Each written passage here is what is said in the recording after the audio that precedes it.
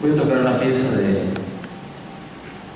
esta región que nació aquí en Tehuantepec. Es una pieza que le ha dado la vuelta al mundo.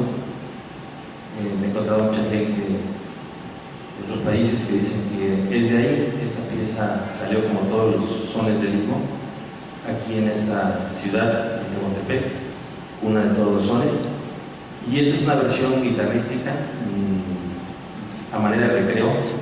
No estoy apegado a la parte tradicional y es una aportación que estoy haciendo para la música contemporánea de nuestra tierra. La Llorona.